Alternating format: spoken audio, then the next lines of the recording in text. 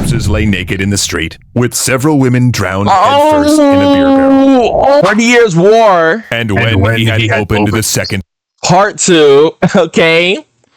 We're gonna finish the series off. Let's continue. seal, I heard the second beast say, "Come and see." And there went out another horse that was red, and power was given unto him that sat thereon to take peace from the earth, and that they should kill one another. And there was given unto him a great sword. Magdeburg, Holy Roman Empire, May 20th, 1631. A siege broken, a city burning. After months of grinding combat, Tilly's Imperial army has smashed into the Protestant city. The Catholic League troops have set fires in the town, hoping that it will draw the city's garrisons away from the defensive walls. But then the wind turned those 10 burning buildings into 100, and now flames, rather than soldiers, have stormed Magdeburg. Thousands of civilians huddle in basements to try to escape the horror, but instead they die there, suffocated or burned. Oh, no. Oh, dude. No, suffocation. No. Let me tell y'all, bro. I have low-key, I have low-key experienced suffocation. That's not pretty. It's, guys, it's one thing to imagine something, and it's another thing to actually experience it. But I think they should have died by the carbon monoxide from the flames before they suffocated. I could be wrong, but still, that is not. This is not. No, that is. I would rather drown than suffocate from flames. Okay, so let's continue. Now flames, rather than soldiers, have stormed Magdeburg. Thousands of civilians huddle in basements to try to escape the horror, but instead they die there, suffocated or burned. 1,000 luckier souls gather in the cathedral, sure that the Catholic attackers will not burn it. But instead, in their relative safety, they're forced to watch as gangs of soldiers rob, torture, and murder the population. Only 200 of the city's 1,700 buildings survive, as 20,000 men, women, and children die in a scene ripped straight from hell.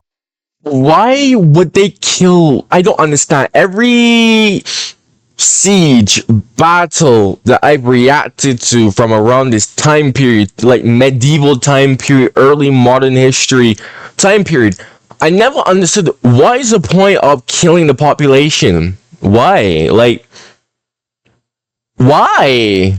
Especially if you're conquering the city, like you won't have anyone to rule over if they're all dead, right? Like I never really understood the logic behind that, and it just seems so nonsensical to do, right? I don't know if anyone can answer that question for me. Let's continue. Freaking hell, man. 200 of the city's 1,700 buildings survive, as 20,000 men, women, and children die in a scene ripped straight from hell. We are at the start. Yo, we're at the start, and I have so much Thanks to say. so much to Curiosity Stream for helping to tell today's historic tale. One reason Prague fell so quickly in 1619 is that their attempt to join an alliance with the Protestant states of Germany never really worked. Whether the empire's Protestants liked it or not, the Catholic Ferdinand II had won the election as King of Bohemia fairly, and most German Lutherans were not in favor of backing an uprising and breaking their entire political system just to give the Calvinist Frederick V the crown. Better to just wait and elect a new king after Ferdinand passed away. And if Ferdinand had been careful, it could have gone that way and stayed a local conflict. But then he started engaging in the most Habsburg of hobbies, empire building. Before becoming the rebel king of Bohemia, Frederick V had been, and still technically was, the Elector Prince of the Palatinate, able to vote for the position of Holy Roman Emperor. But since Frederick was now technically a rebel and a traitor, Ferdinand decided to occupy the Palatinate, to strip Frederick of his vote, and instead give it to his brother-in-law, Maximilian of Bavaria. Now, Wait. Because I was thinking just now how the Roman Empire system worked. Funny enough, when I reacted to my Belisarius video, and I saw how the Roman Empire still called itself a republic, but someone explained to me how they just like to style themselves as a republic, despite the fact that they were clearly not really democratic. It's funny because the Holy Roman Empire seems to be more democratic, I don't know, than the actual Roman Empire. Oh man. Oh, that is actually something else. Let's continue. Technically a rebel and a traitor, Ferdinand decided to occupy the Palatinate, to strip Frederick of his vote, and instead give it to his brother-in-law, Maximilian of Bavaria. Now, Ferdinand had many Lutherans on his side during the Bohemian Revolt, but this was a clear breach of the empire's rules. And when Catholic armies, including Spanish troops, marched into the Palatinate with Maximilian at their head, things really kicked off, and other countries began getting involved. The Netherlands, which had recently revolted against Spain and won their independence, now saw that war resumed and get folded into the larger conflict. And the Dutch, at war with Habsburg Spain, suddenly warmed to the exiled Calvinist Frederick V and decided to bankroll his war against Ferdinand and Habsburg Austria. Meanwhile, James I of Great Britain, whose daughter was married to Frederick, threatened Spanish shipping if his son-in-law's titles were not restored. And actually, Spain was, in fact, interested in negotiating, not wanting to spend itself on Ferdinand's behalf, and so the two worked out a compromise that would have prevented the war, giving back Frederick some of his land and passing the electoral vote to his son instead. But neither Frederick nor Ferdinand accepted the deal, and the war began in earnest. And look, I know that was a lot of information, but here's why we're getting into the weeds. This is how the conflict went from a constitutional crisis in the Holy Roman Empire to a black hole that sucked in soldiers from across Europe. And if you're thinking this is all starting to sound a lot like 1914, with a local conflict drawing Europe into war, you most certainly aren't alone. In fact, soldiers in World War I thought the very same thing. But here's where politics really... Really? Really? This is actually comparable to how World War I began? And I've never heard of that until now. What? Dude, because I have like seen so much people discuss on like World War I. You know, it's like, I wouldn't say like it's like pop history, but it's kind of up there. But I always hear people talk about the tanglement of the alliances that World War I have, and I remember I watched the Congo War, that big African war, which had a similar situation happen with so many alliances dragging in so many other African states. I forgot what, I think it was called the Congo War, but many people were drawing parallels to that and World War One. But I never heard anyone ever draw a parallel between the 30 Years' War and World War One. This is actually quite cool. Really step in. Because while we throw around names like Spain, Austria, and Great Britain, in the 17th century, nationalism was still in its infancy. Religion, ideology, family bonds, or money often meant more than patriotic ties. In fact, rather than thinking of countries, it's often more helpful to think about the leading families of each nation. The Stuarts in Great Britain, the Bourbons in France, and of course, the Spanish and Austrian Habsburgs. And another thing about the Habsburgs, they were not well liked. Controlling both Spain and the Holy Roman Empire, they surrounded France, meaning that though the Bourbons were Catholic, they were also the Habsburgs' greatest enemies. Similarly, the Habsburgs' hardline Catholic policies set them against Protestant countries and even alienated parts of their own empire. Not to mention they were also big into absolutist rule and the divine right of kings, to the point... Okay, before he continues, how did the Habsburg... Because I know, like, I don't know too much about it, but I know that you could like, marry into people's families, and you can inherit their stuff. But how were the Habsburgs able to control such a vast amount of freaking territory, right? Because Spain and the Holy Roman Empire, they're two separate entities, legally speaking, right? So, how were the Habsburgs able to... How are the Habsburgs able to control that? And were they like united? I mean, I guess they were united. No, well, I don't know. I don't know how that worked. Like, how does that work actually? Like, huh? Nah, I'm like losing brain cells trying to think about that. Bloody hell, let's continue. Habsburg's hardline Catholic policies set them against Protestant countries and even alienated parts of their own empire. Not to mention they were also big into absolutist rule and the divine right of kings, to the point that Ferdinand's ultimate goal was to turn the Holy Roman Empire from a constitutional confederation of small states that elected a ruler who had limited power to one where he had direct control and could enforce religious uniformity. To put it simply, he wanted to make his territory a Catholic land. Even the Pope, who you'd expect... No. No. No.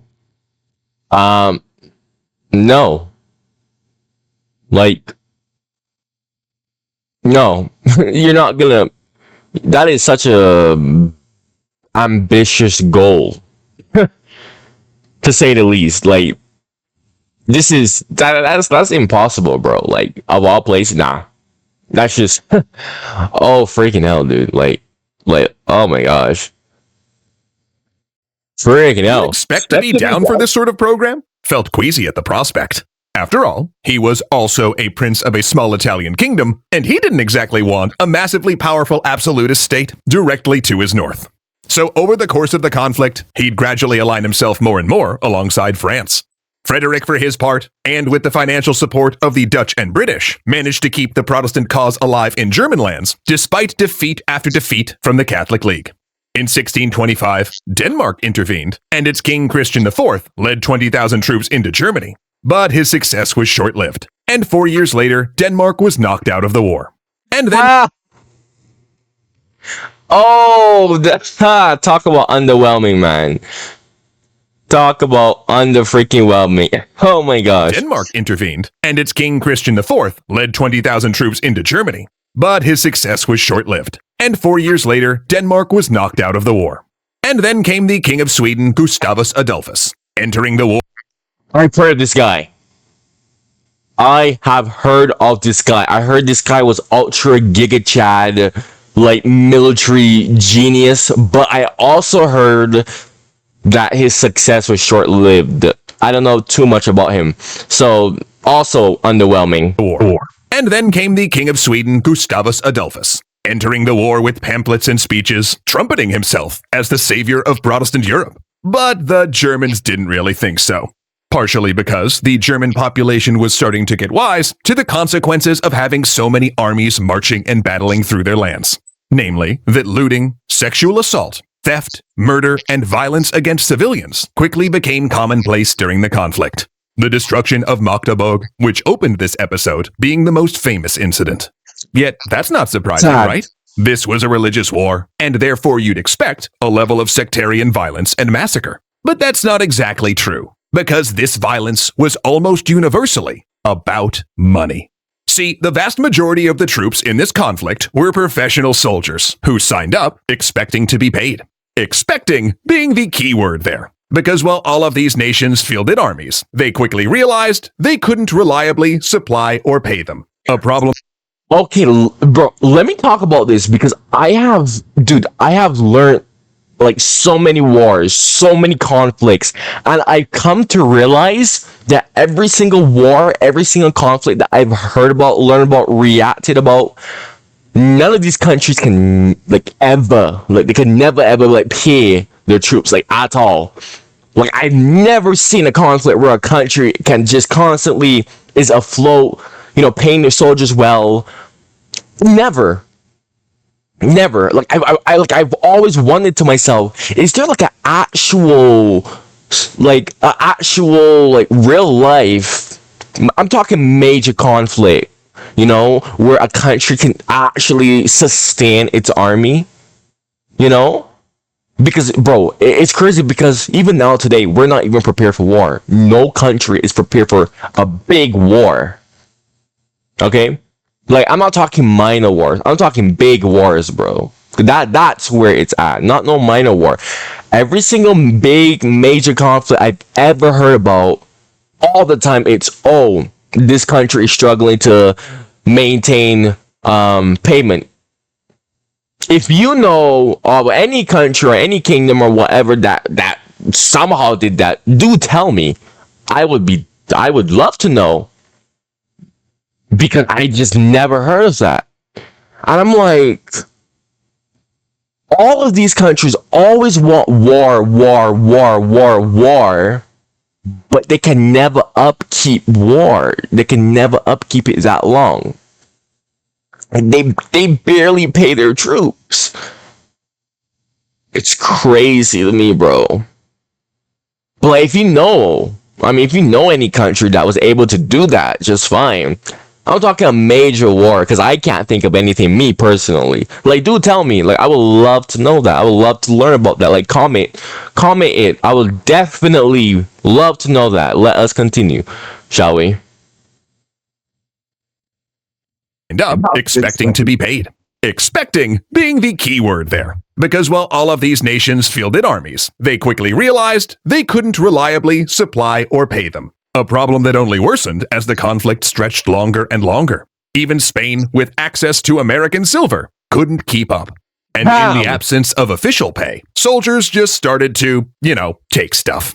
Granted, sometimes with a veneer of legitimacy, like Christian IV, who became famous for sending cities ransom notes demanding that they pay up or be sacked. Also, Catholic churches were a favorite target of his armies, with troops stripping gold and silver ornamentation before marching on.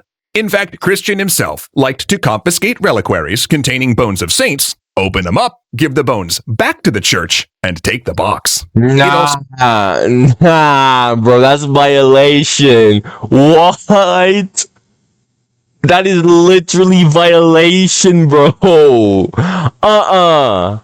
No way, he just gave the bones. Oh, dude, talk about disrespecting the dead.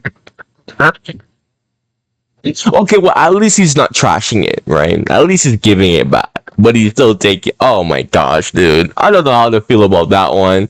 What in the world? Saints, open them up, give the bones back to the church, and take the box.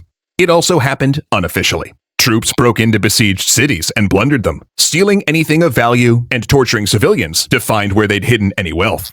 Also, soldiers would raid villages and take livestock when their commanders couldn't come up with food. And when a city that initially refused to surrender fell, it was well known that it would be looted for days. In fact, one man who survived the fall of Magdeburg as a child recalled 5 or 6 waves of soldiers coming into their house and demanding money. And when his family convinced a kind Catholic soldier to take them out of the city, he witnessed the fate of those who hadn't had anything to give the marauders. Corpses lay naked in the street, with several women drowned headfirst in a beer barrel. Oh my god! Oh, what the hell? Oh, that's so heartbreaking. Ew, that is so disgusting. That's so disgustingly sad. That is so disgustingly sad, bro. How can people do this? Like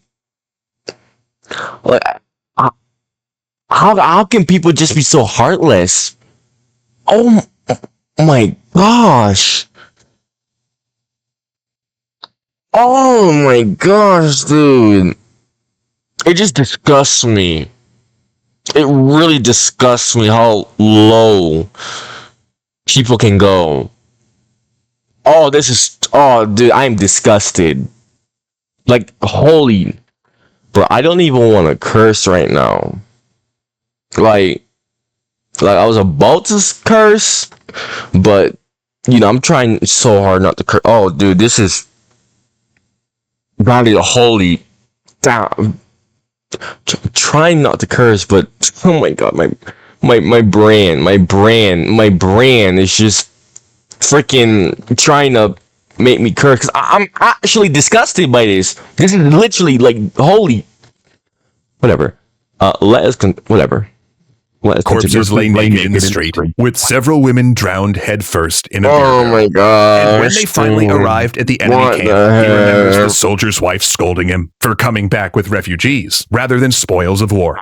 Granted, commanders did try to discourage this behavior. In fact, one of the most enduring pieces of art from the conflict. And the wife is scolding him? What the heck? So you're telling me even the wives encourage this behavior? Absolutely disgusting to me. What the hell, man?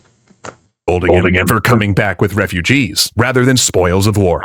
Granted, commanders did try to discourage this behavior. In fact, one of the most enduring pieces of art from the conflict, a series of etchings called The Miseries of War, famously shows a tree thick with the bodies of hung looters. But this was not a humanitarian gesture on the part of generals. They were more concerned that looting caused breakdowns in discipline and made armies vulnerable as men broke out of their units and spread out to pillage. But no matter how many men were hanged, it didn't change the fact that soldiers of all sides were frequently unpaid, undersupplied, and left to fend for themselves. And all that looting, which took place over and over as multiple militaries marched through the lands, begot another problem. Because when the armies trudged away carrying sacks of grain, chicken, and pigs, just as harvest season came and the first snowflakes began to fall, that was when the third horseman would arrive. The deadliest so far. Famine. Simon, we're gonna pause that. I don't want this to be copyrighted. Okay, you made it all the way here. Make sure you subscribe. Okay, like you made it all the way to the end. If you're new, make sure to subscribe. If you like my reactions, make sure to like the video. I don't want my channel to get shadow banned again. That was a horrible period. So please, it takes 1 second, y'all. Just click like. If you have any suggestions, comment it in the comments below. I am slowly getting through everyone's suggestions. It's taking a bit because I have to like go back from like a month ago, 2 months ago, reread the comment/video they want me to suggest. They suggest me to react to, I didn't go do that. So it's taking a bit, but I'm slowly like getting through it, right? So if you have anything to say, bro, make sure to comment. I do read all my comments. Sometimes my comments can get a little spicy.